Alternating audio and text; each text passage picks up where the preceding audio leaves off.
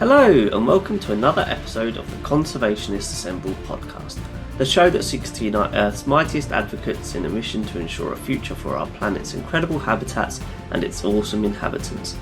I am your host, Johnny Bloxham, and this episode is a conversation on the road that led to modern zoos as we know them today. We'll be highlighting the role of modern zoos and what zoos of the future should look like, and how the world would fare without good zoos contributing to species survival. Join the podcast and our expert guest Douglas Richardson as we uncover what zoos can and are striving to achieve to ensure the future of the planet's species and a better planet for all. Doug has been an instrumental figure in driving standards of modern ex situ conservation forward around the world, having worked at some of the biggest names in ex situ conservation globally, such as ZSL London Zoo, Royal Zoological Society of Scotland's Highlands Wildlife Park and Edinburgh Zoo, and Singapore Zoo. He now spends his time as a zoo consultant travelling the world, providing his knowledge and expertise in continuing to drive zoo standards forward.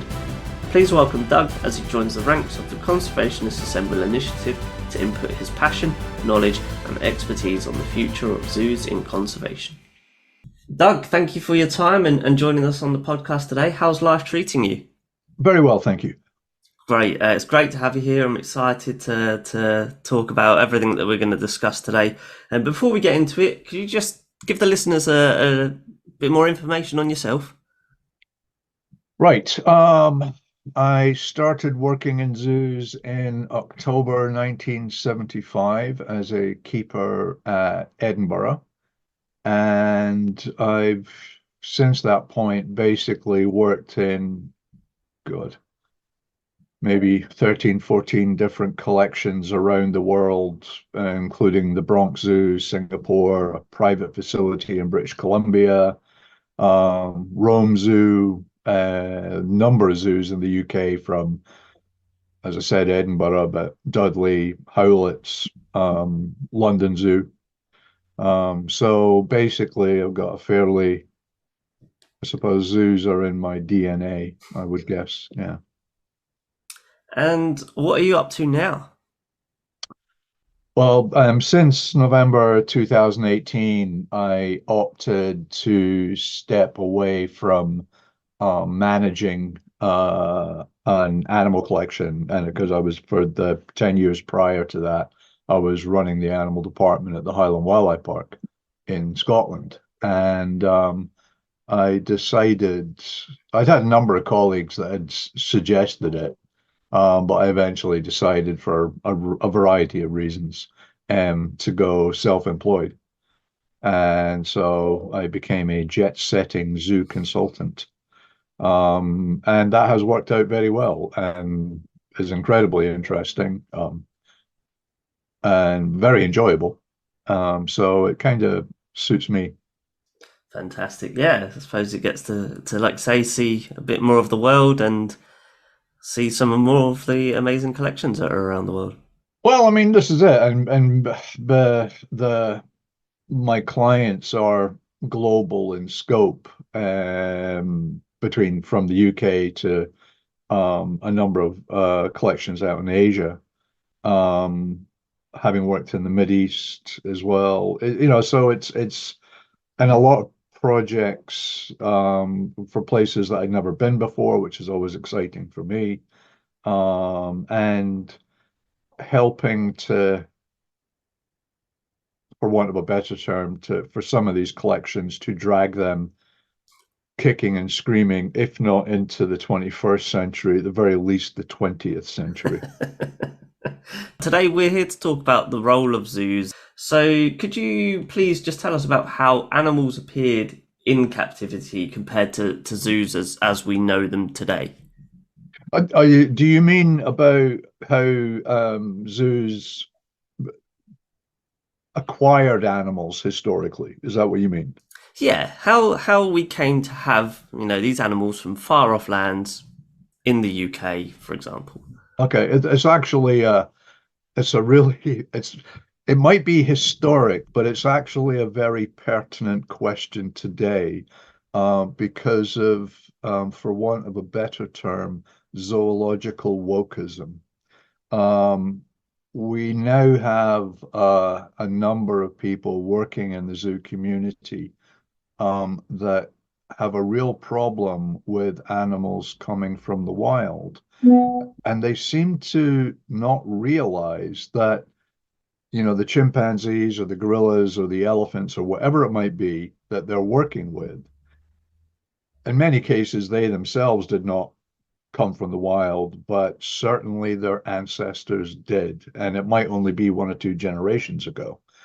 So I suppose the main difference was that prior to a lot of international legislation, zoos were quite happy just to, refill their enclosures from the wild. There was an element of interzoo trade. Obviously, breeding was not as prevalent historically. And I'm talking basically before the late 1960s, really. That's when it really started to change. So you had situations where some zoos that might be able to tap into sourcing other species from the wild, and they'd maybe bring in 4 polar bears, 2 they'd keep, and 2 they'd use to trade with a zoo in North America or Asia or whatever for whatever they were looking for. So there was a more of a trade, either working with animal dealers, who obviously were supplied by animal trappers, or zoos themselves were very much reliant upon either selling animals, excuse me, or exchanging them. And the idea of animal loans or breeding loans or coordinated breeding programs is really a relatively recent part of the evolution of zoos and how that animal acquisition has changed. So now, basically, the vast majority of your animals come from other zoos. Mhm. And that's, with that legislation then means that it's not possible to take animals from the wild anymore, or is that something that might still happen? No, no, it's something that does still happen to a much smaller degree than it did historically.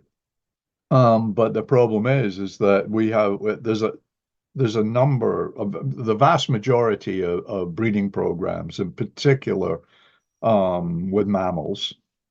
Um, there isn't an adequate number of founder animals, of original Hmm. animals come from the wild. So you're dealing with a very narrow genetic base for your program. And to use one example, Mishmitakin, big sort of goat-like ungulate.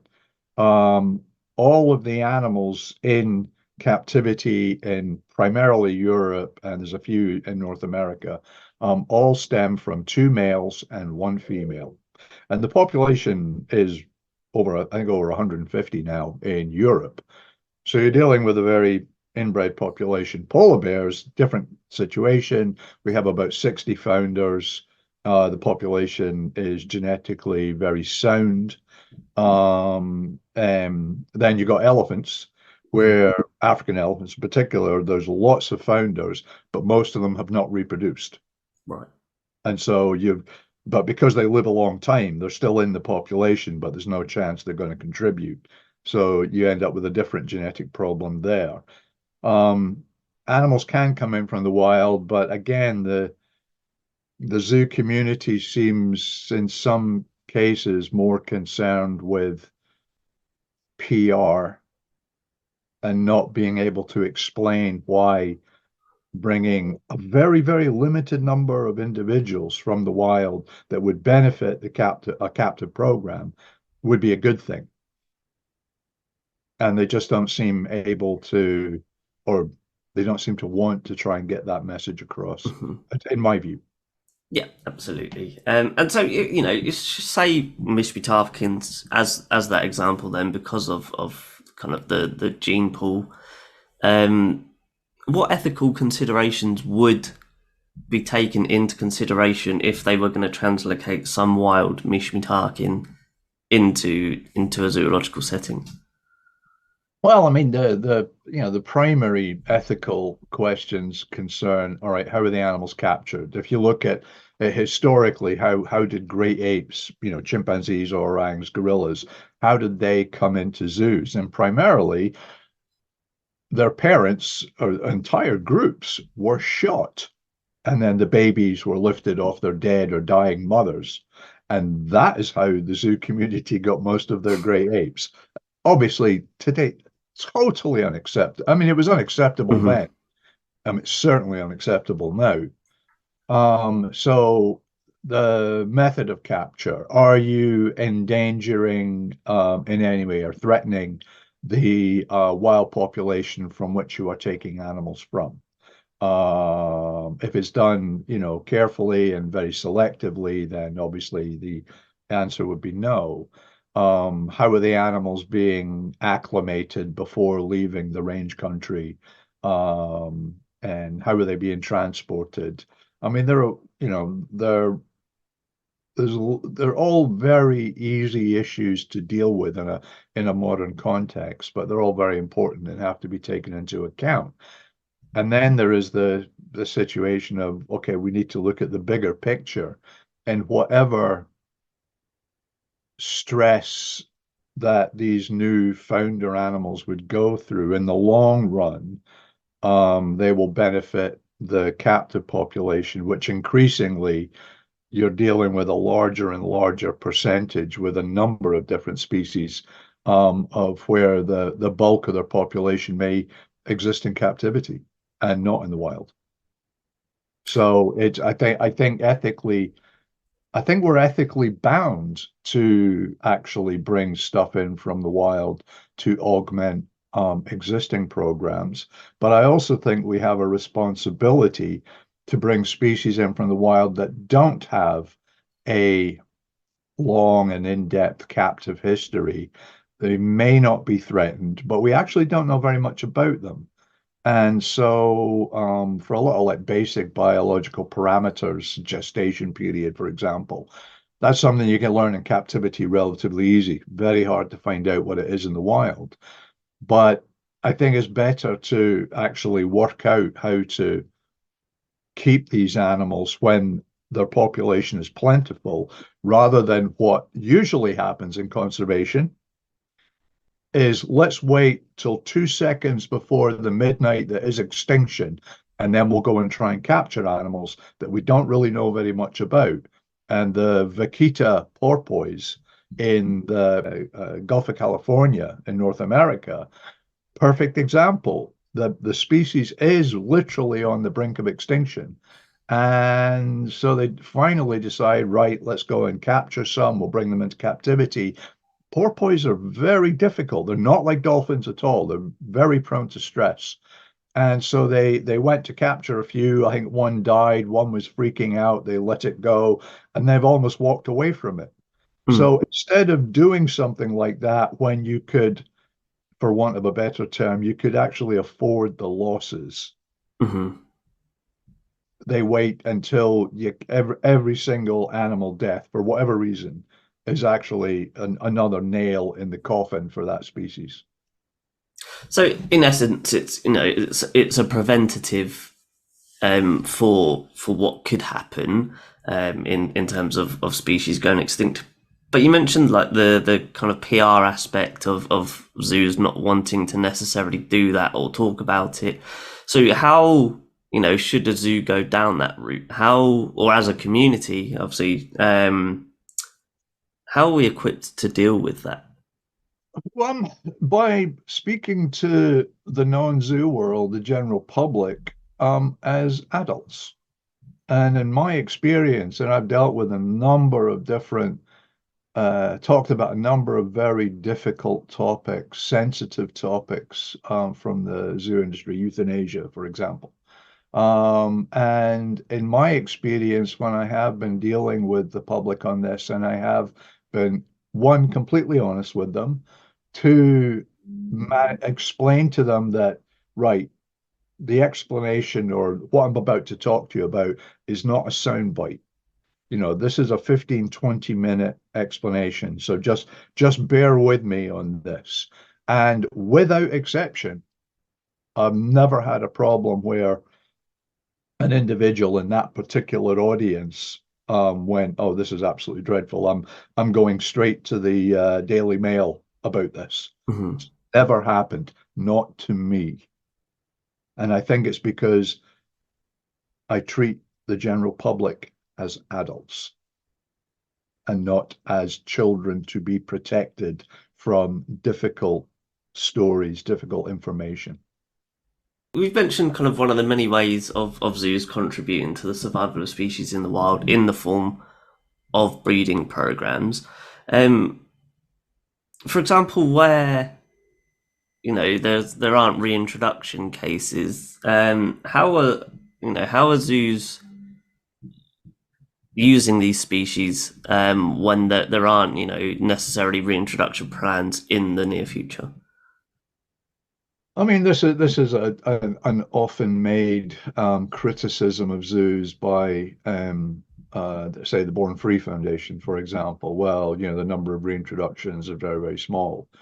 Well, usually that's because, the wild population is still in danger, and the reasons for the diminishing wild population have not been removed, or there just isn't the space, the safe places to put animals back to.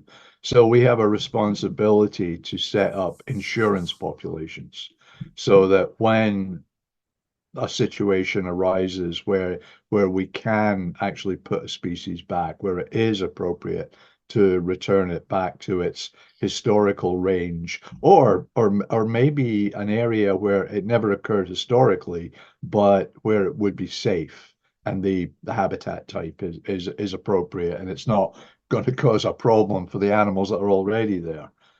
So this insurance population, there is the educational and ambassadorial role that zoo animals can play in teaching people about nature, about conservation. Does everybody that goes to the zoo, do they come away being better informed? No, they don't. Most people do go to the zoo because it's it's it's a good day out, or this is something we have to do as a family. We have to take the kids to the zoo. And if it's in the UK, well, that's something you do at Easter. That's when the traditional UK zoo visiting period starts. Mm-hmm. But you'll get through to a few. And having spoken with the likes of David Bellamy um, um, uh, and Attenborough, um, uh, they they're they were triggered to be interested in animals by going to what were at the time when they were kids, basically still Victorian style menageries. Mm-hmm. But huge animal collections, like at London Zoo in the 1930s, for example, with a phenomenal, I think it was the biggest animal collection in the world at the time. And it was just a source of fascination. And they became great defenders of zoos. People see like David Attenborough as being an advocate for the wild. He's also a very strong advocate for good zoos. So he himself says, there's no substitute. All of his programs, as excellent as they are, he himself says it's no substitute for seeing the animal in the flesh. Mm-hmm. Seeing an elephant on your TV as opposed to going to Chester Zoo or Howlett's and seeing an elephant in a group, there is no substitute for that at all. Watching a football match on your TV or actually being at the game, that's the difference. Yeah, very eloquently and kind of a nice metaphor with the football reference. So in terms of Not that I know anything about football, just let's be clear on that, okay? it exists. That's about it. Yeah, fair. So continuing that whole kind of talking to visitors like adults, then To what extent should we be pushing that, there's not necessarily a time frame on when we could start seeing a lot more reintroductions into the wild? Okay. For a number of your listeners, they'll be aware of some of the things that Damien Aspinall, the owner of Howlett's and Port Zoos in the UK, and he pushes for reintroduction. And there have been criticisms from within the zoo community that some of the releases he was doing were not appropriate. And I actually I actually take a very different view. I actually think it's actually a very worthwhile thing to do as many reintroductions as possible, even with species that might be relatively common or still doing okay in the wild, purely to learn how to do it. Um, Almost every reintroduction of, particularly when you're looking at things like carnivores and primates, is there have been species-specific problems. And a bit like what I was saying about certain species like the vaquita, instead of waiting until stuff's really rare, then you start doing the breeding, in this case, doing the reintroduction. Let's do it, okay, at some point we may have to reintroduce polar bears. Well, let's look at reintroducing American black bears just as a kickoff point. There's lots to be learned potentially from the bear rescue community of which there is international in scope. Mm-hmm. And there are certain countries where they do releases. We can learn from those, but I think we need to be experimenting. Will we have losses? Yes. But even in the best organized reintroduction projects, you're going to get a percentage of mortality. And that just goes with the territory. But even in the wild, your level of mortality will maybe not even be as bad or at worst match what might be the natural die-off rate for different age classes. But yeah, I think we should be doing more to find out more. Mm-hmm. Yep. Do we need to you know reintroduce it's actually these days I was going to try to think of a primate, but then every primate that went through my head was in some level of threat, and it was like, yes, that would be a good idea to look at reintroduction of pileated gibbons, or rescued orangutans back to some semblance of the wild. um but I think actually, just to go off on a slight tangent, I think this is, again, is a mistaken belief that there's still a wild out there. Mm-hmm. Um, if you look at many of the parks in East and Southern Africa, um, many of them are now fenced. They are, for all intents and purposes, mega zoos. Are the animals getting fed by human caretakers? No, they're not, but they are being monitored.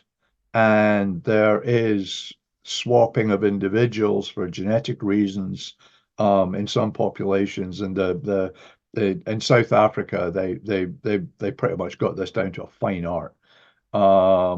We've saw it a bit in North America. So this idea that we're going to be returning animals to pristine nature. No, we're not. What we are going to be doing is returning animals to our best efforts to create or maintain or protect what's left of the wild. So the animals have, to a reasonable degree, a wild lifestyle. Mm-hmm. They will be managed to one degree or another. And what I've seen over my career is how often now techniques developed to manage zoo animals are being transferred to manage animals in what passes for the wild. I hope I answered your question there. No, absolutely. And yeah, it's obviously not a black and white thing. So, like you say, it could have been easily a 20, 30 minute discussion in its own right. But to lay the foundations for that conversation is great. So thank you. So for the animals that are directly in our care, how are zoos ensuring that they are providing the highest levels of welfare and continue to push those standards, and just how's everything regulated? Well, I mean, it's certainly in the UK, we have some of the best zoo legislation in the world. And, unusually for an industry, it was actually the reputable zoo community that pushed for the Zoo Licensing Act. Don't be under any illusion that this was something that was pushed by the anti-zoo community. It wasn't. Hmm. So we have this extraordinary thing where an industry actually opted for more control of them, for them to be controlled more. Hmm. Um, so you have that. How that has evolved is now we have there's a number of different welfare assessment tools that are available, different approaches, different projects that have looked at how best to assess the welfare of a particular individual animal or a group of animals. Um, what I think is unfortunate is, I'm probably going to say something along these lines on a number of occasions during this discussion, but the newer generation many of them have a difficulty in interpreting a situation themselves without some kind of form or table or chart. And as an example, everybody now wants a body conformation chart for this species or that species, with a range of maybe 8 pictures of an animal in profile from emaciated to obese, so that they can actually see if their animals are in good condition. Hmm. Whatever happened to using your eyes? And I've spoken to a very reputable zoo nutritionist about this. When since did we need a chart? How can we not just go, geez, so and so is looking a bit on the thin side, or getting a bit chunky. I think we need to cut them back a little bit. Whatever happened to that? And this nutritionist laughed. He said, "Yeah, you're absolutely right.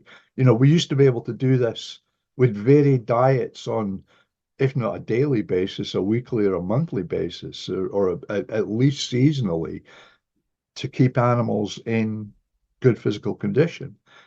And that seems to have gone out the window. And now I don't know whether it's they don't trust themselves, or there needs to be a mechanism, a template for them to use.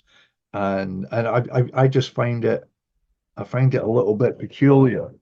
There's a friend of mine who he's an art expert, and there's a particular artist that he is internationally renowned as being an expert on, and he could see a painting by one of these artists that he's very familiar with, a painting that he's never seen before, and he would know right away, oh, that was painted by so and so. Hmm. Just be able to tell.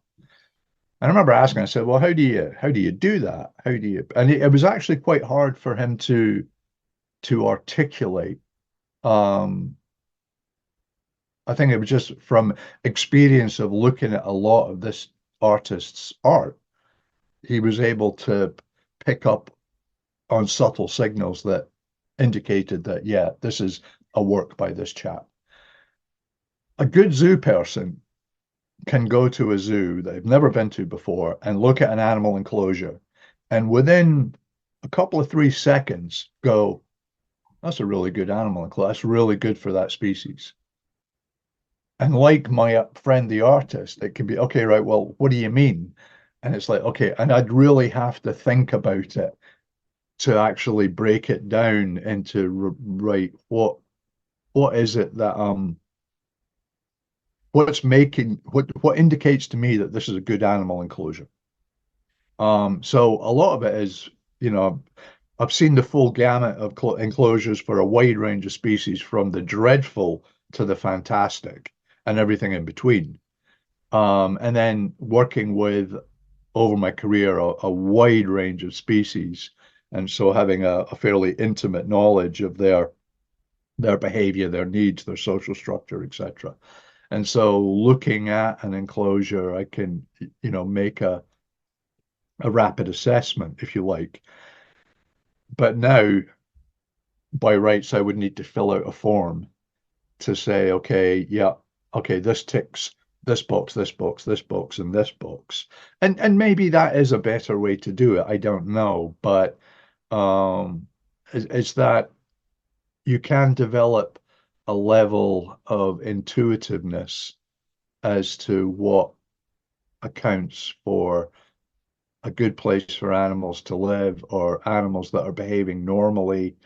Um, but a lot of it is actually, a lot of people now are not particularly well read. Hmm. So, have they, whatever information is available on the species they're looking after, be it in the wild or in other zoos, are they familiar with all that literature? Many of them are not. And so all of their experience is based on that narrow prism of what they have worked with, what they've seen themselves, and they're not able to tap into that much wider published experience um, of the rest of the zoo community. That my go-to for any species that I was working with, just to find out more about, was the International Zoo Yearbook, which was published by the Zoological Society of London. And they started publishing it in 1960 and they stopped 2 or 3 years ago. And I think it's an incredible shame because it was the Bible. Hmm. If you worked in zoos and you're right, I've got Asiatic black bear coming into my collection. I've never worked with them, right? You'd go to the yearbook, okay, right, are there any papers published on managing Asiatic black bears? What's good behavior? What's a good enclosure for them? That's what you'd be your first stop shop. And it's unfortunate that doesn't exist anymore. There's no new ones being produced, as it were. So welfare is obviously the most important aspect. Conservation, without good welfare, we can't have good conservation. I think that is how I would view it. If the animals, if we're not conserving, it's not just conserving genes, we Hmm. have to conserve behavior. And if there's not good welfare, then you're going to get abnormal behavior and you won't be conserving the animals won't be brought up in the right environment to make them potentially successful release candidates if we're going down the reintroduction road. So, yeah, welfare is supremely important, probably more so than it's ever been. But and there is a range of tools for measuring it.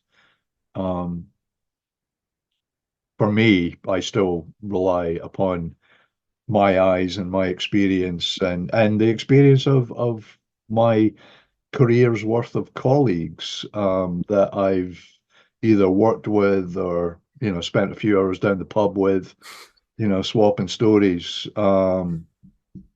You can learn a lot over a pint of beer. You really can. um, to what extent are the events happening in the wild dictating what is going on in zoos? Well, I mean, for zoos to be significant players in the protection of the wild it's not a new thing, but it's relatively new as far as more institutions getting on board with it. Um, I mean, a lot of the conservation arguments are for zoos are credited to Gerald Durrell, for example. You've got a generation now who actually don't know who he is. Um, but it was a minority of collections. It was Jersey, it was the Bronx Zoo in New York.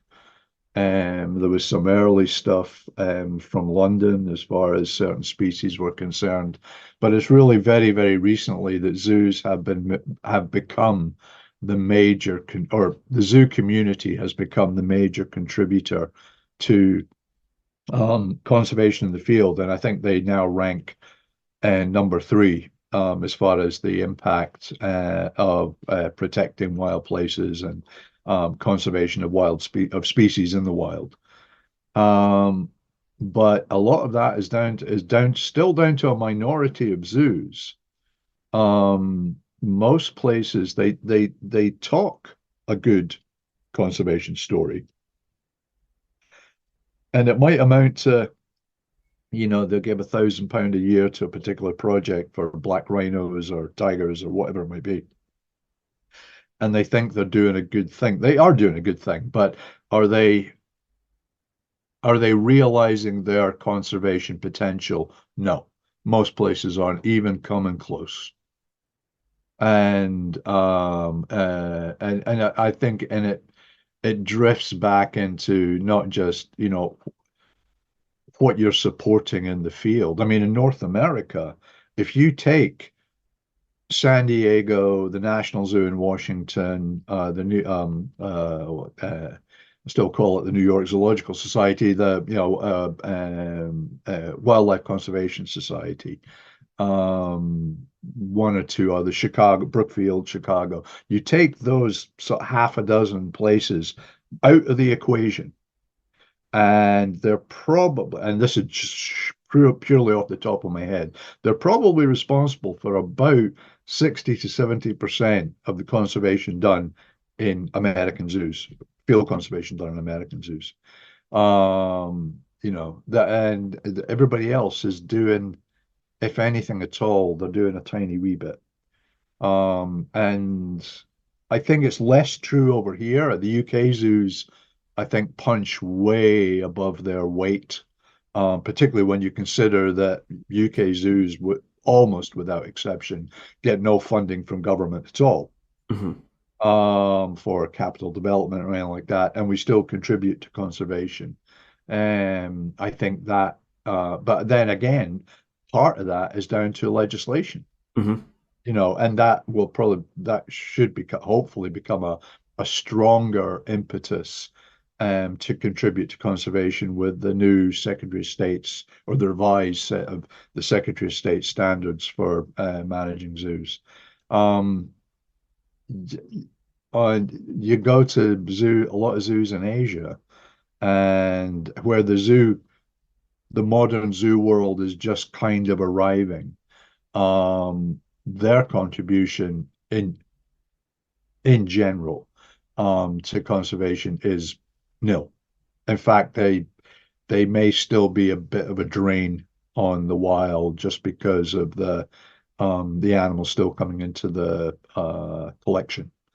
So some places are doing an amazing job, from managing breeding programs to reintroduction to supporting conservation in the field, both from a staff point of view, from a financial point of view, or providing equipment.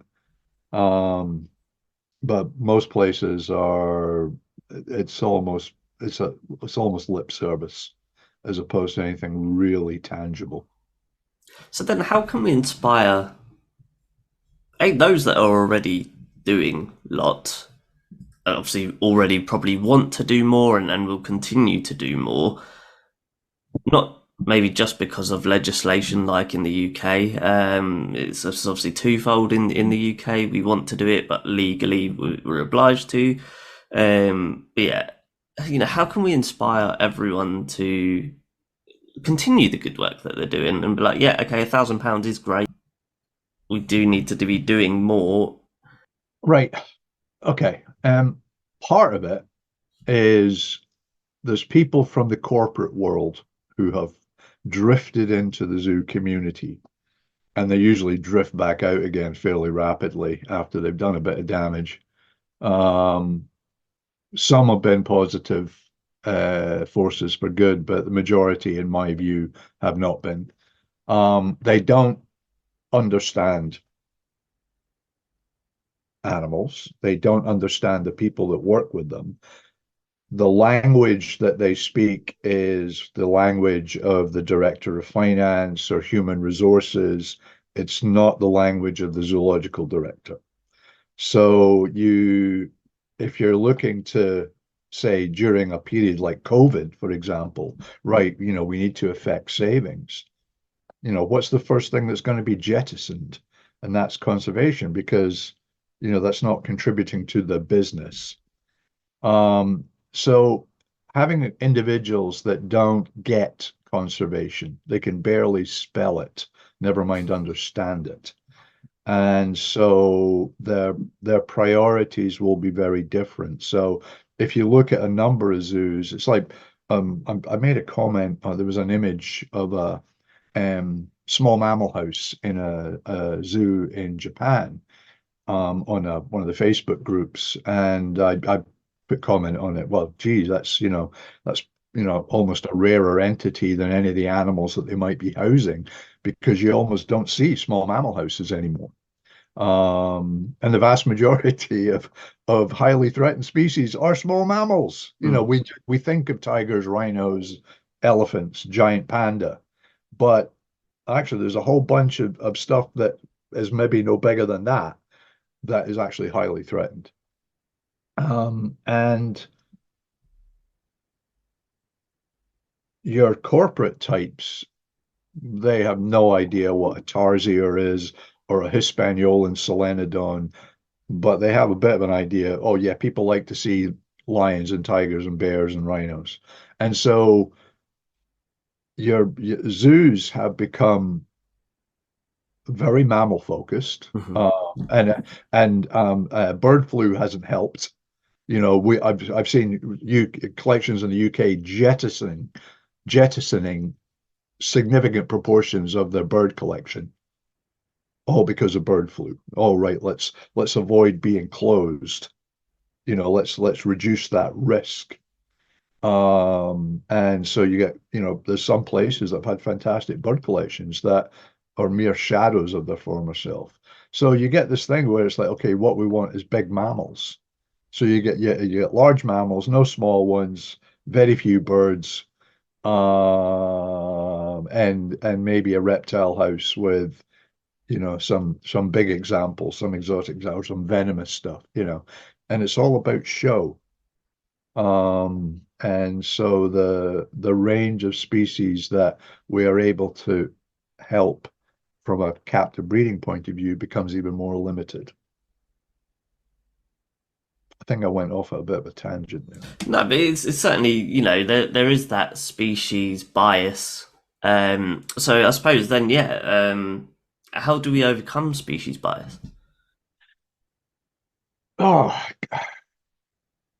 I think there has to be an understanding that I actually I hadn't published it, but I actually started to go through. Okay, what there was as I said, there's argument. Well, this is what people can identify. This is what they want to see, and I actually started to run through the list of right what can the general public identify. And when it came to mammals, it was about 20 different species. That was it, or species groups. Mm. An antelope is an antelope is an antelope. Whether it's a giant eland or a Kafue lechwe, it's all pretty much the same. Yeah, the brown ones with big, branched horns, well, they're deer. That's it. There's just deer. That's one species. Bears, a little bit more variety. You got white ones, black ones, and brown ones. The stripy one cats are tigers, the orange ones are lions. The spotted ones could be anything from cheetah to jaguar to leopard, but they're just a spotted cat. So what the public can identify is actually very, very limited. In my experience, what the visitors want to see are active animals. And going back to your welfare question of if you've got good environments and appropriate social groups for your animals and a good enrichment program and a good feeding regime that is interesting and demanding for the animal, you can create a lot of activity. So at the Highland Wildlife Park, we did it in such a way that, okay, we have one big charismatic species here. So we've got the tigers, and then you've got brown ungulate, brown ungulate, brown ungulate, polar bears, brown ungulate, brown ungulate, brown monkey, wolves.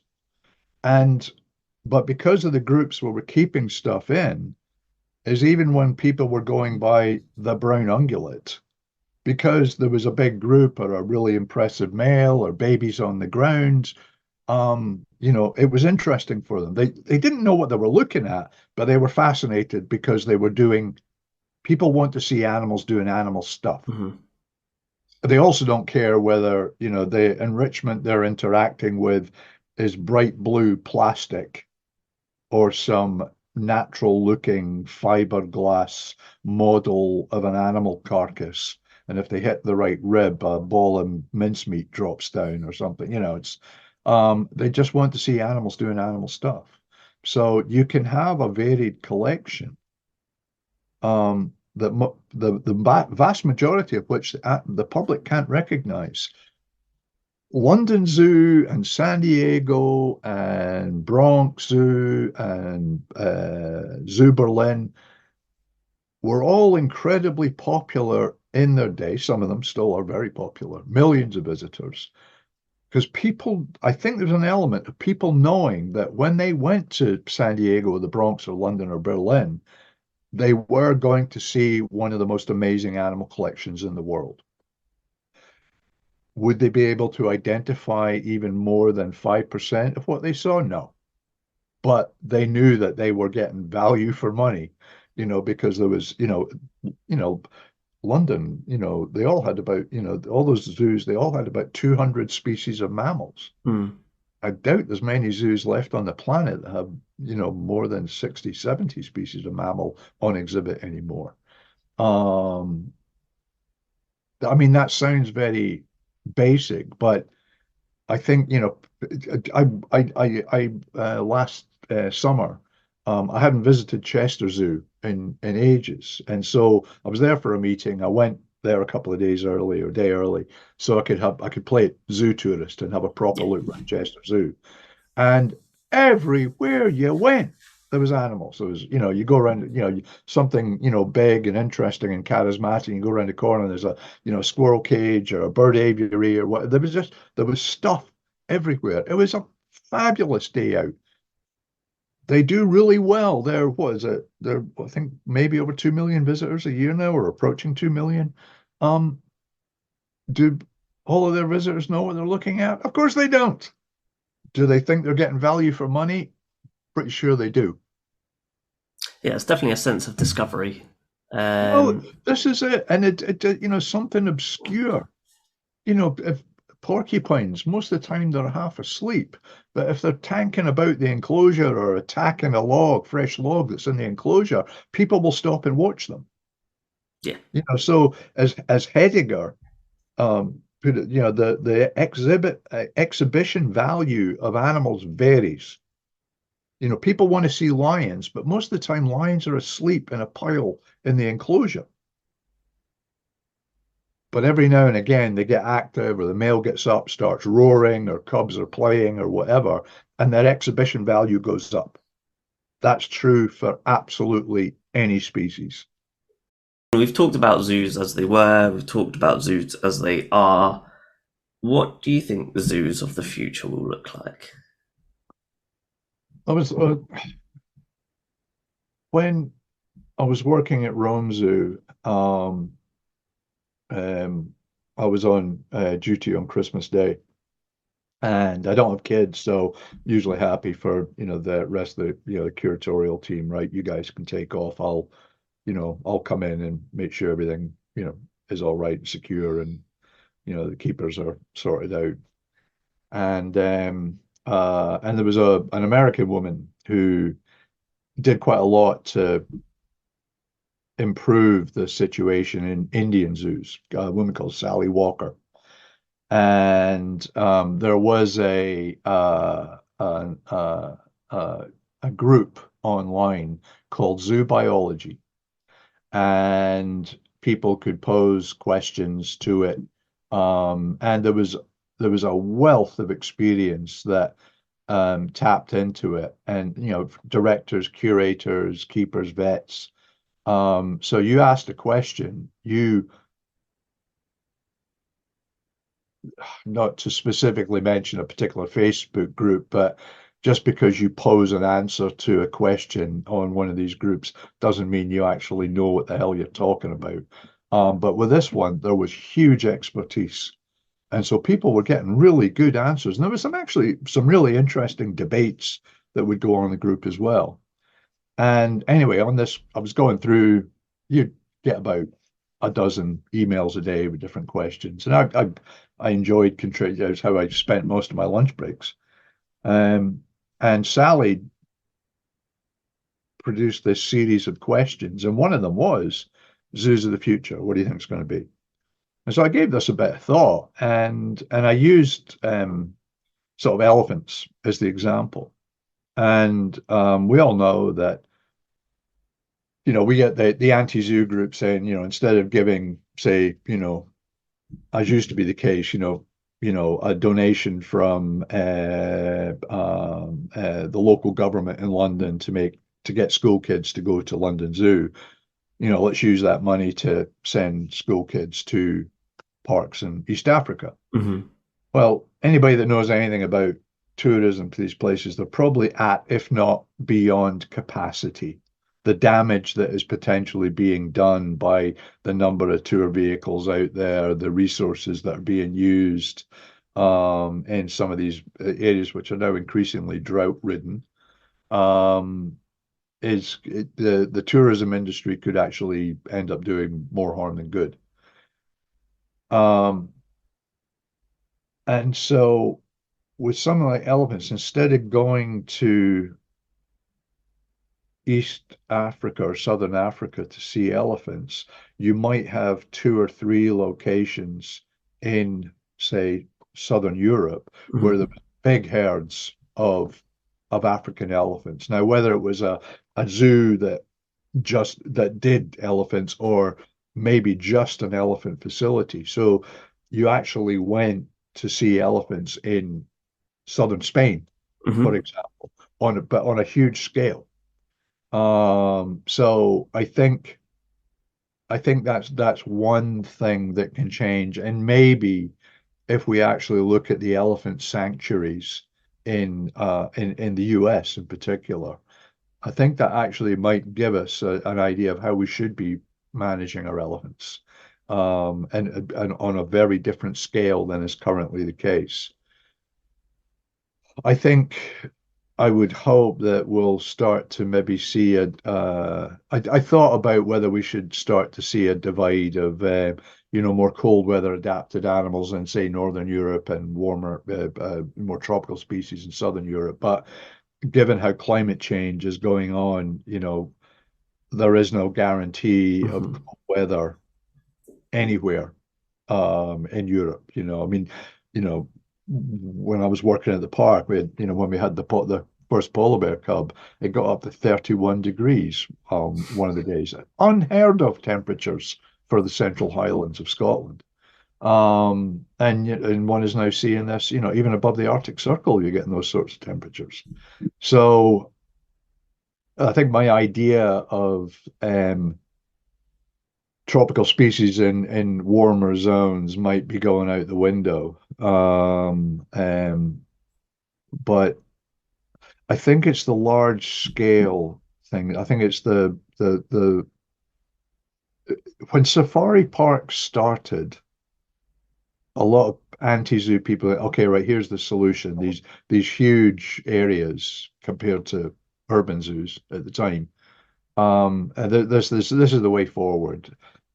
Originally, safari parks were not terribly well managed, not from an animal welfare point of view, not especially. That has changed, and they're able to do stuff on a scale that most urban zoos cannot. Um, so, there's no elephants in urban zoos in the UK anymore, and I think that's right and proper. Um, should London Zoo be smaller animals and Whipsnade Zoo be bigger animals as they're the same zoological society?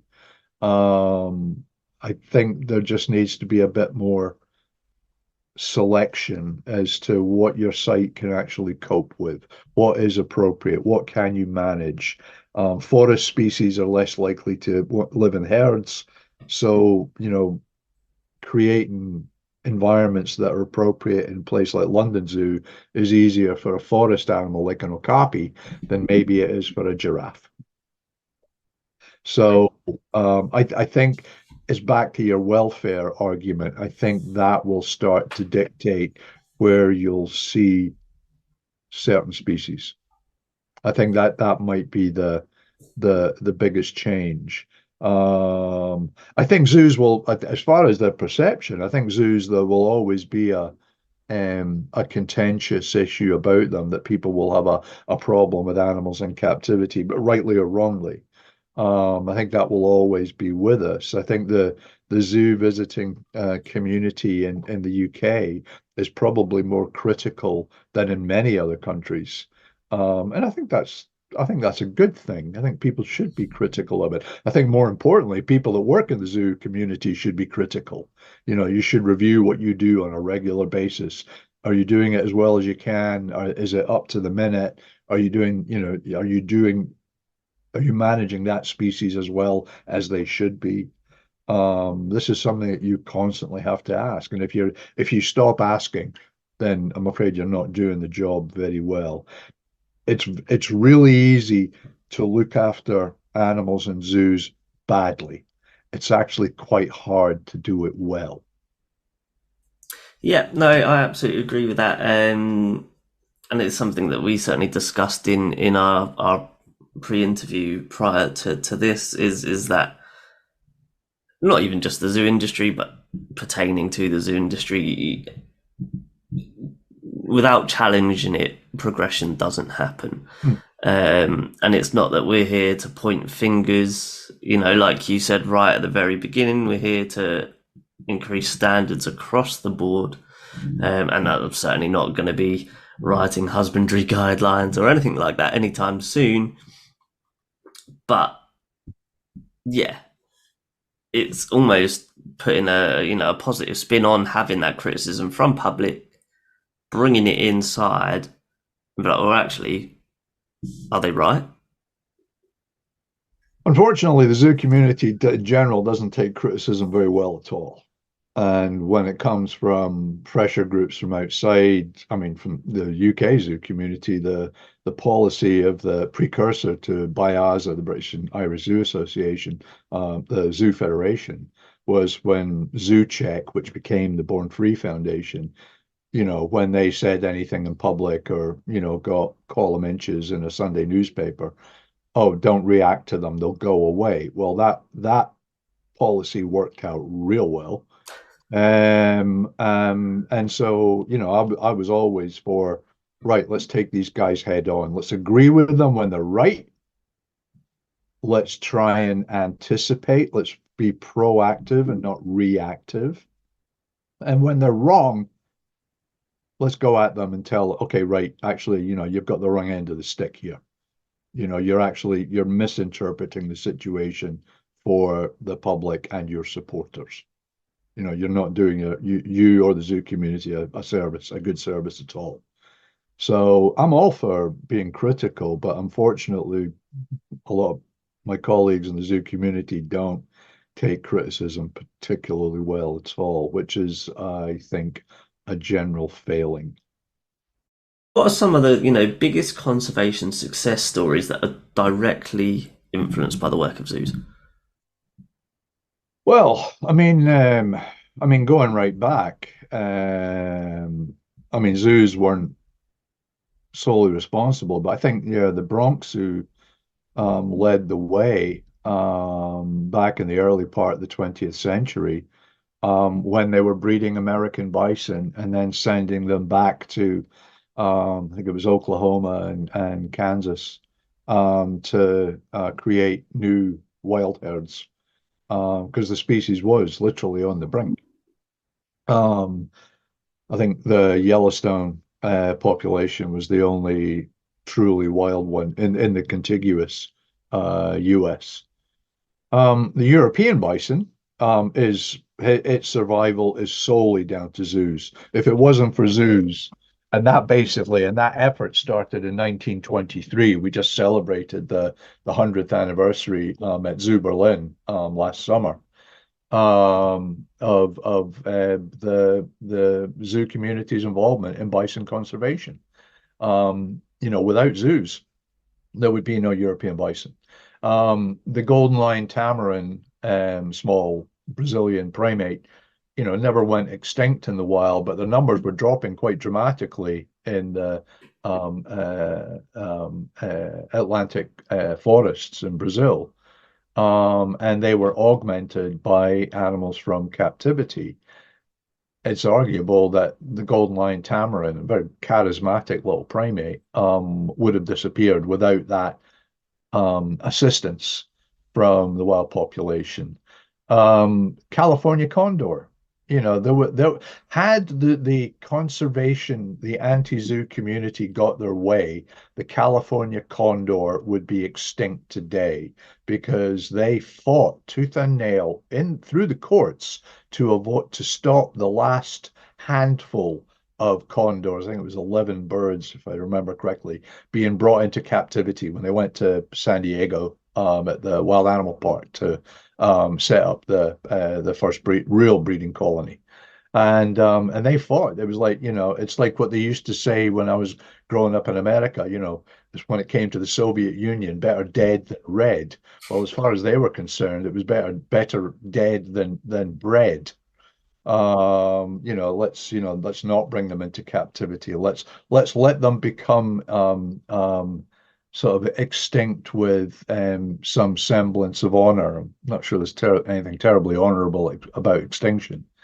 Um, You've got, I mean, things like, on the other end of the scale, partulus snails, now a lot of that was down to, I think it was Nottingham University, but the zoo community, and a large part led by Paul Pierce Kelly and his team at London Zoo, to really bring partulus snail to the fore and start doing, real captive conservation with them and then reintroduction.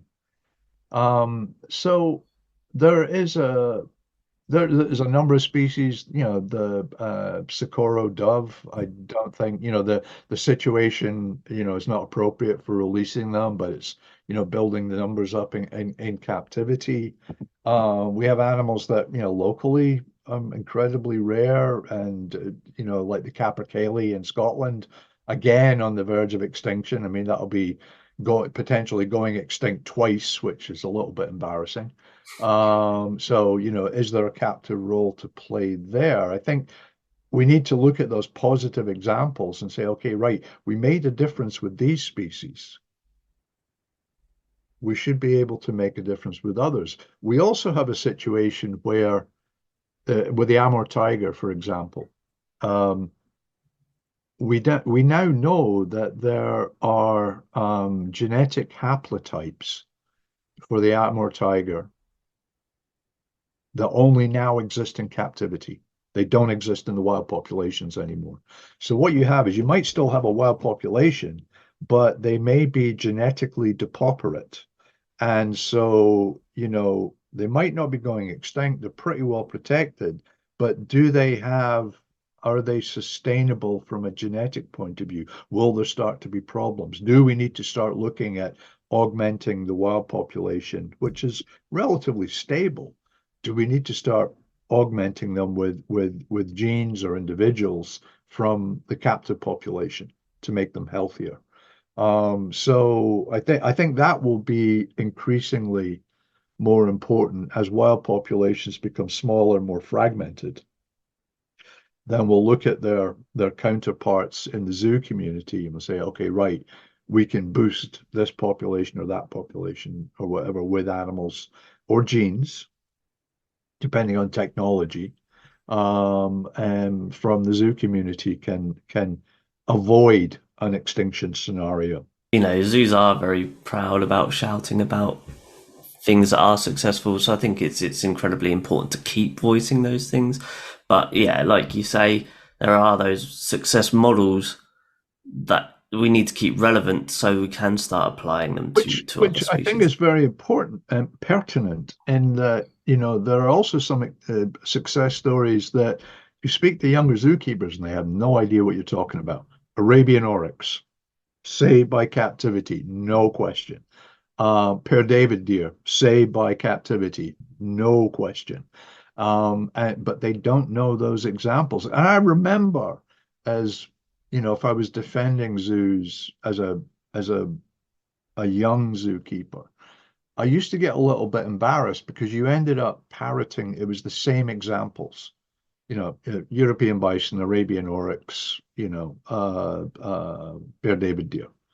I was like, okay, right, we need, for me to make a better argument, I need more examples. Well, we have more examples now, but for a lot of the animals that we manage, there is no, their wild population is almost definitely going to disappear before we're in a position to actually do anything about it for using using the captive individuals. The world is going to get a whole lot worse before it gets better. That's for damn sure. Yeah, hopefully. Yeah, it is. And obviously, no one. I think a lot of people aren't under this impression that it is all hunky dory all the time. I think, like you say, everyone is quite aware that it is a very draining industry, but with the efforts of people, it will get better But at some point. I think it's arguable whether the zoo community was ever a drain on the wild. I'm not sure it ever was. I mean, even with something like great apes, where, groups were getting slaughtered to get hold of the babies to sell to zoos. In the grand scheme of things, I think it was an infinitesimally small, there was all kinds of furor about those wild elephants that the whole groups that were moved out of Namibia and into a couple of zoos in the Mideast. And my understanding, these animals were destined to be culled. So they were going to catch a bullet. And they moved the whole groups. It wasn't just the old technique, right? We're going to cull the adults and then the babies that are all traumatized, they go to zoos. It was doing what San Diego did with the elephants at Swaziland. It was an amazing project, but moving an entire group, including wild adult females, moving the whole herd in a winter. So this is what they did, but they got ostracized for it. I mean, Alain Zoo got thrown out of IAZA, and they broke no laws. They did nothing illegal. But we're back to this thing, bringing elephants in from the wild. And the African elephant program is not doing very well, not really. There's some places that are getting good results, but is it sustainable? Not yet. And so these animals were actually quite valuable for the program. But again, it was almost like the zoo community cutting its nose off to spite its face. Instead of defending what was legitimate, as they were ostracized. And I don't understand.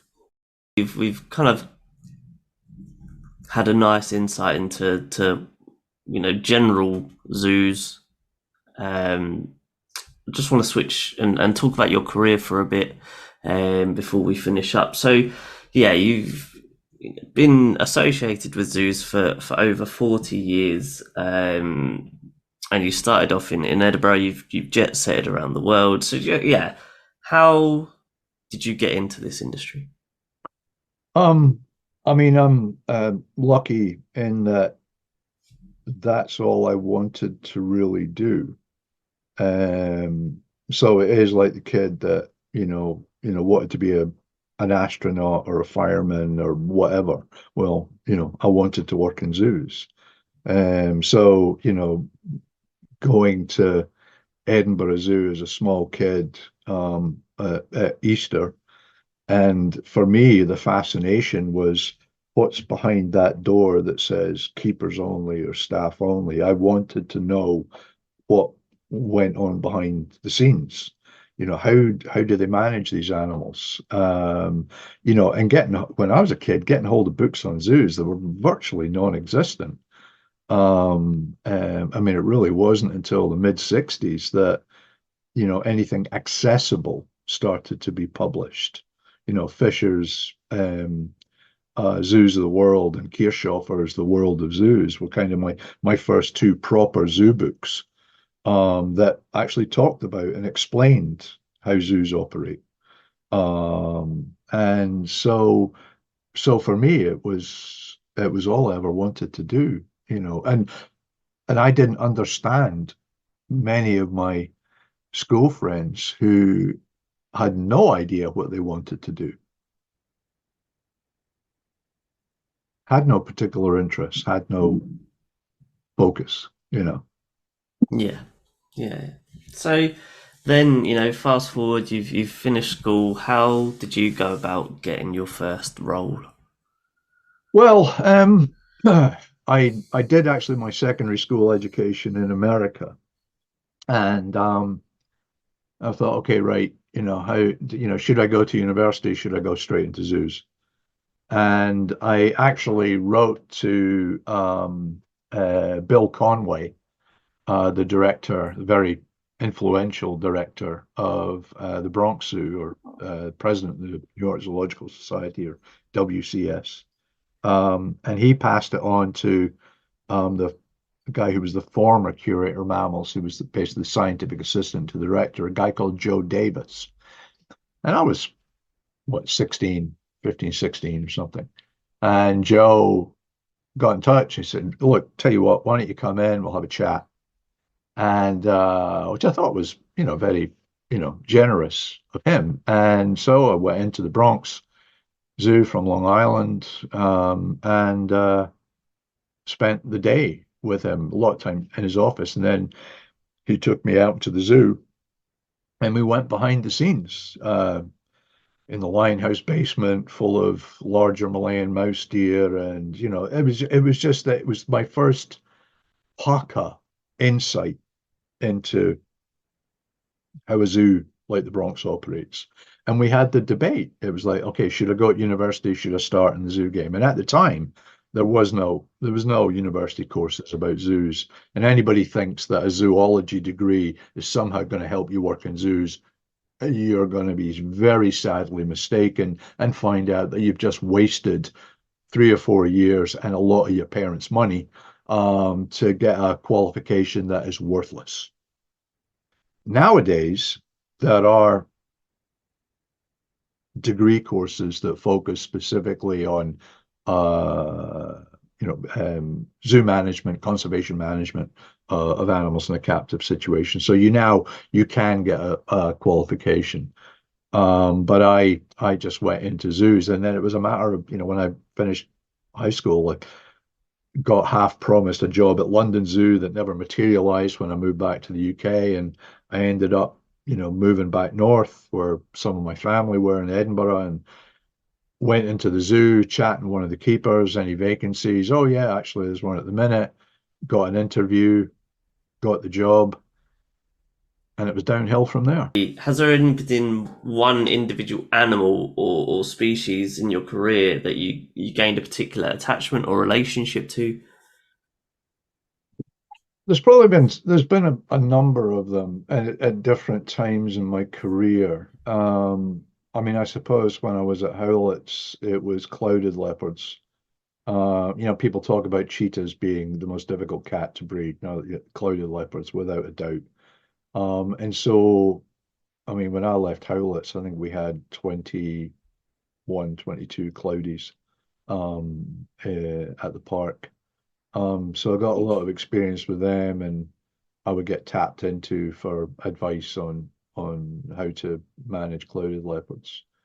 Um, I mean, cats, that's kind of what I started with in general, and what I suppose I gained a bit of a reputation for.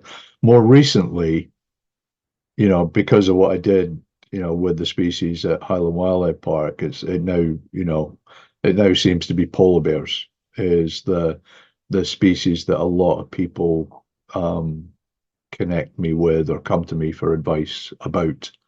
So I suppose it's just varied, through different parts of my career, different animals. But there's never been one common species right the way throughout. Sure. And so now, as a consultant, what does a typical day look like for you? Typical day. Well, I mean, from today, for example, I'm working from home, so catching up on emails and invoices and reports, and the mundane side of the zoo consultancy bit. Occasionally getting asked interesting questions. I usually have a bit of a contest. It's like, like, who's supplied me with the most interesting email today? And it'll be some obscure question, whatever it might be. But then I'm going to be traveling for sometimes 2.5 weeks on the trot, maybe 3 different jobs back to back, from Europe to India to China. So the idea of a typical day, not sure I could pin that one down. There's no an atypical day is pretty much most days. That's the cool part of this industry. And that is, you're working in a zoo, and what you can hope for, and it can, because it is a vocation, and because people can be so passionate about it, is what you hope for is that the bad parts of the job are at least balanced out by the good results. The animal death as opposed to the animal birth.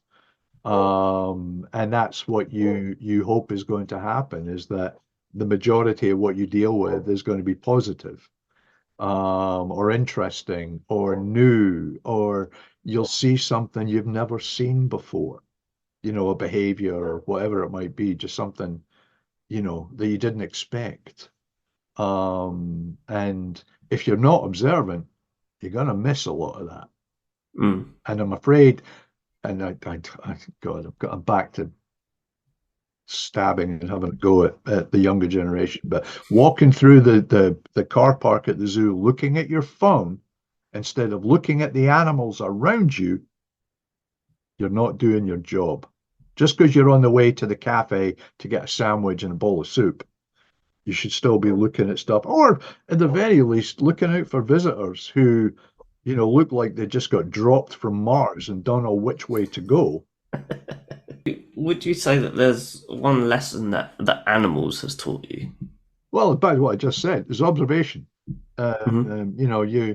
You need to have good observation skills. And I remember I was walking down Princess Street in Edinburgh with my aunt, very busy shopping street, and I could see someone with a disability coming towards us, and I just moved to the side to let them come past.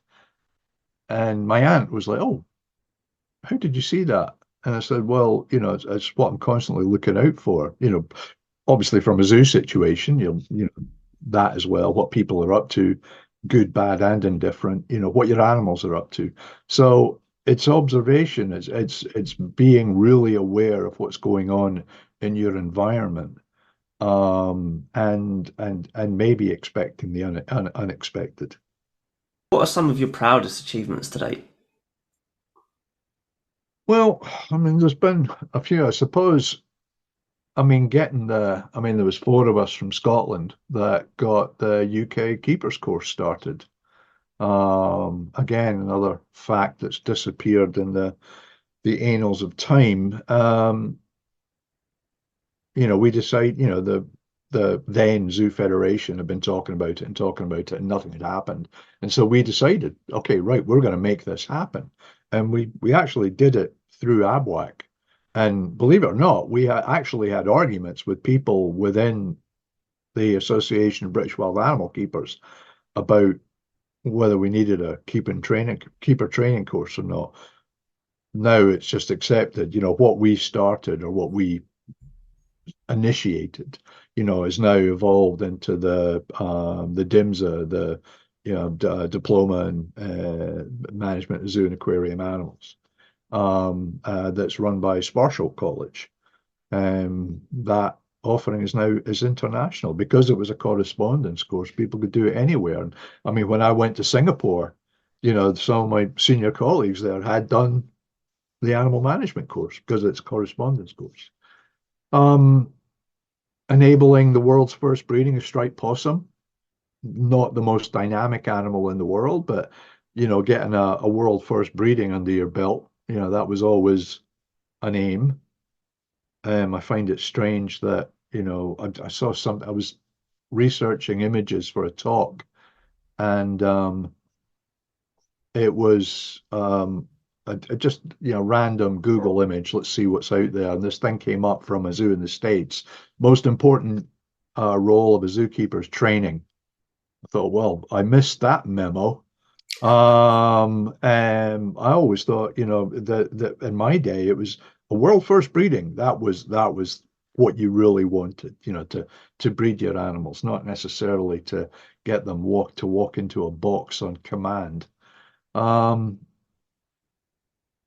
To introducing a non-architect approach to zoo design, particularly with things like, the polar bear facility that I designed, had built at Highland Wildlife Park, and now has been copied in a number of different locations. My approach to zoo design is very different. With all due respect to a number of good zoo architects, it's a very small number. But I sometimes think that we should concentrate on developing a genetic test to be able to identify zoo architects at birth so we could kill them before they actually do any damage. But there are some good ones. Don't get me wrong, there are some good. But I think probably my most proudest achievement was being part of the team that kept London Zoo from closing. Yeah, I mean, a lot of people don't realize that in the early 90s, London Zoo, what they announced closure. Mm. And there was a number of us in the zoo, mainly on the animal side, and we're talking like half a dozen people, and combined with a number of the fellows of the society, that basically went up against the great and the good and got a closure decision changed, and a number of people actually thrown off the board, out of their positions. Anybody, particularly in the zoo community, who has not watched Molly Dineen's four-part documentary, The Ark, one, it's incredibly interesting because of a very important and stressful time in the history of London Zoo. And just a picture of what was going on at that time, and how one of the most influential, if not the most influential zoo in the world, how it came that far away from closing. What is, in your opinion, the biggest challenge facing conservation?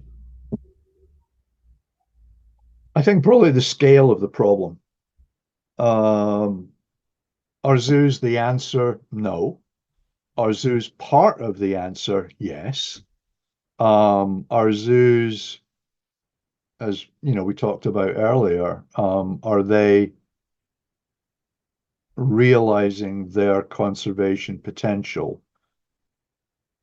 In most cases, no. In fact, in almost every case, no. There's some places that are doing an amazing amount of work. Could they do more? Yes. Could they do more without impacting their business? I would say yes. But most places aren't even coming close. I mean, my favorite bugbear is everywhere you go, there's meerkats, completely unthreatened. Is it appropriate? Oh, well, we need them because we do, keep it experiences and people can come in and feed the meerkats and whatnot. And then you go to places and some, I've seen zoos with like three groups of meerkats, you know. Um, are we getting caught up too much in that? I mean, I remember when zoos stopped the public feeding of animals. I think it was 67. London Zoo was the first. And how long that took. And now we've gone completely the other way. Oh, come on and, pay your £10, £20, £100, whatever it is, to feed the giraffes or the manatees or whatever it might be. So the the animal experience, as important as that is, we've gotten to the point where the people have to experience it. They can't just walk about and look at something. That for some reason they have to have the Hmm. experience as opposed to just looking and wondering and being fascinated by something that you see as opposed to something that you feel you've got to touch. What is some of the best advice that you received from a mentor or a colleague in this industry? It was a colleague and a very good friend who unfortunately is no longer with us, Graham Law, who basically, if anybody's responsible for advancing enrichment, particularly of carnivores, Graham is the guy. And his thing was publish, publish, publish, publish. Douglas, you don't publish enough. And he was absolutely correct. There's more I should have done, and there's more that I need to do as far as getting, you know, the you know, whatever the value of the information that's locked in my head or the experiences that I've had is to actually get that down on paper or on a website or some accessible medium. I think that's probably the most important thing is publish. Don't the number of I mean it used to be a standing joke at London Zoo that that it was always the deputy head keeper would get told the trade secrets by the head keeper on his deathbed, and he would pass on the key bits of information. Now that you'll be taking the reins, here's the secrets to how to do this, that, or the next thing. And there was always in the zoo community, there's always an element of that.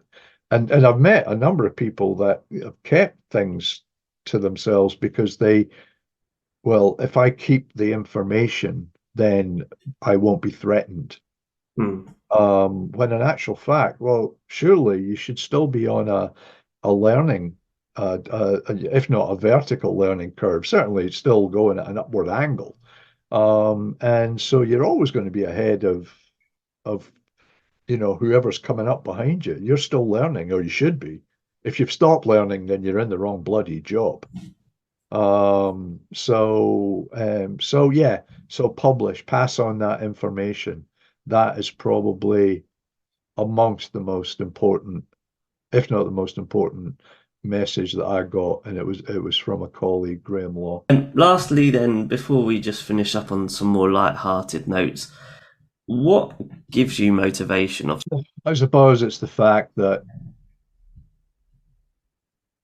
when I do eventually hop off this mortal coil, um, I will know that I gave it my best shot.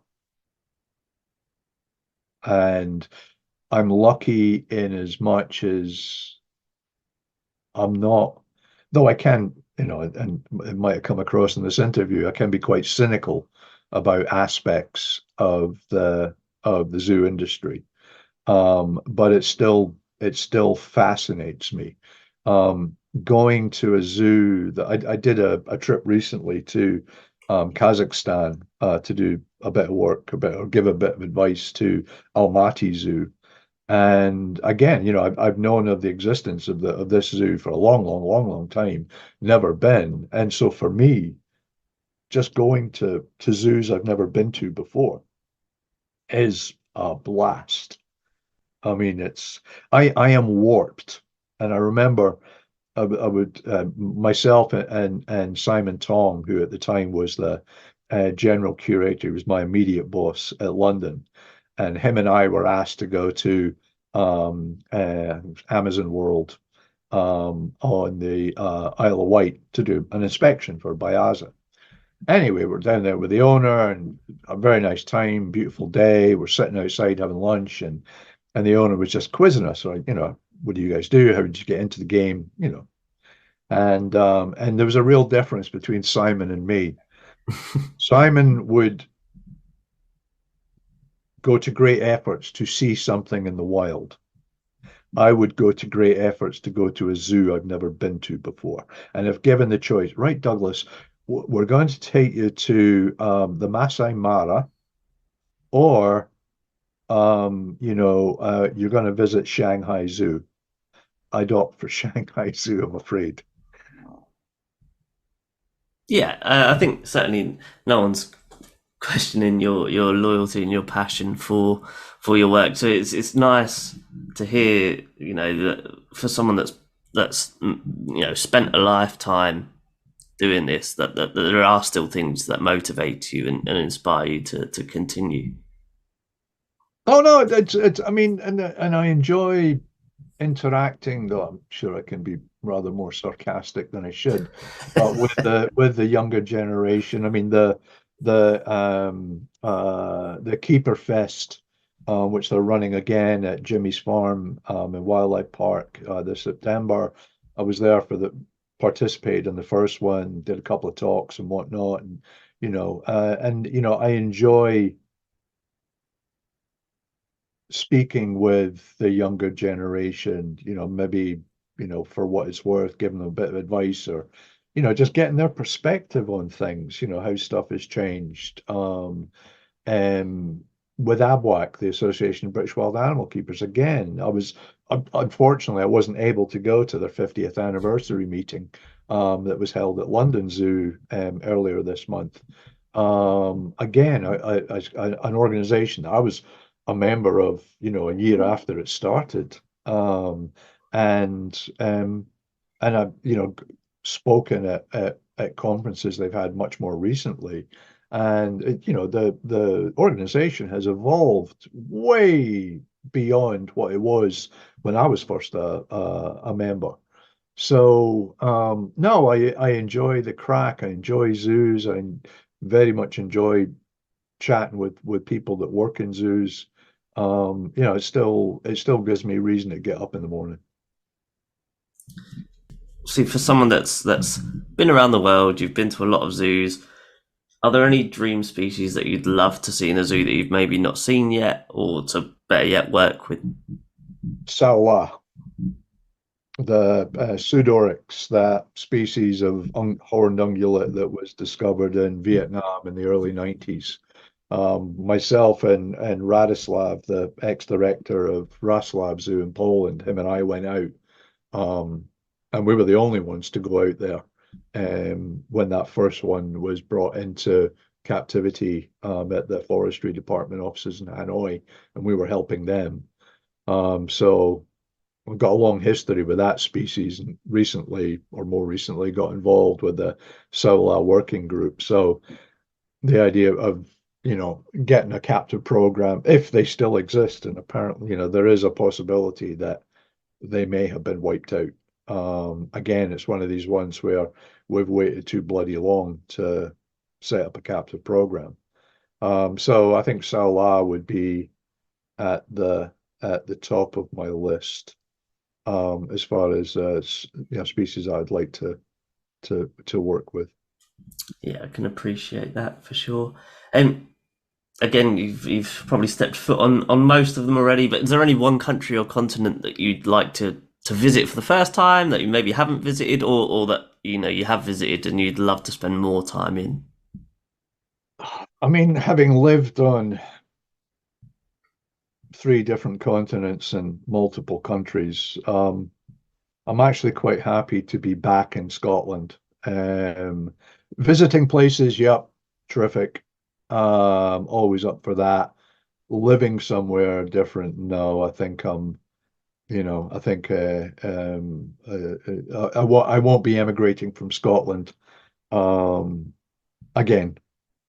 No, very valid. And beautiful, beautiful wildlife, beautiful everything up there. So, yeah, Very whiskey, actually. very good whiskey. Yeah, if that's what's keeping you staying there, I'm not going to argue with that for sure. And when you're not working, how do you keep busy? Um, well, the thing is, I mean, for my job is also my hobby. I mean, we're doing this interview. I'm sitting in my study, surrounded by hundreds of volumes of my own personal library. Um, as I've said, the zoos are still an all-encompassing interest for me. So, the my work and my free time, the activity, it kind of blends into one. So, yeah, no, the idea of having an interest in my free time that is not associated with zoos would be a bit alien, I suppose. Just that wouldn't be me. Taking my dog for a walk. Yeah. What is one thing that you think our listeners should take away from today's episode? Oh, good question. Right. I think if anybody, okay, you've been asking me about my half century going on for in the game, and I think that the most important thing for people to take away from, if they're going to do their job as well as they can, there has to be an understanding of the history of the business in which you work. I mean, it's the old saying, if you don't know where you've come from, how do you know where you're going? And I've seen wheels being reinvented on multiple occasions and not necessarily for the better. Um, the at the at the ABWAC 50th anniversary conference at London Zoo, there was some, history tours and whatnot. And I've been told that, there was people that work at London Zoo, that there was people that don't work at London Zoo had a better idea of the history of the place than they did. And I think that there's something wrong with that, why is that building the way it is? What successes happened there? Why is it, is it because it's an old technique, is it necessarily an inappropriate one?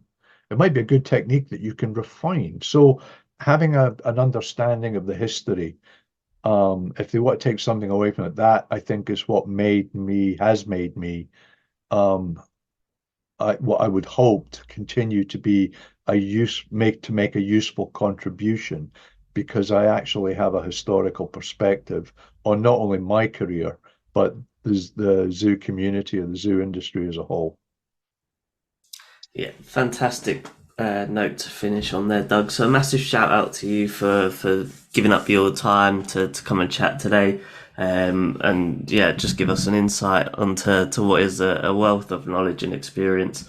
We'll be sure to keep up with your work, and I'd love to have you back on in the future, as there's plenty more to discuss. So yeah, thank you for your time, and we'll hopefully speak to you again soon. You're very welcome. I'll be more than happy to come back. A massive thank you to Doug once again for all his hard work in conservation and his time on the Conservationists Assemble podcast today. But as always, a huge thank you to all of you for tuning in and supporting the show. If you did enjoy this episode, please like, share and review or rate the podcast, as it helps us to keep improving and spreading the word on the conservation efforts taking place around the world. Don't forget that you can always follow and interact with the podcast on Instagram, Facebook or via email. I've been your host, Johnny Bloxham, and I hope to see you next time.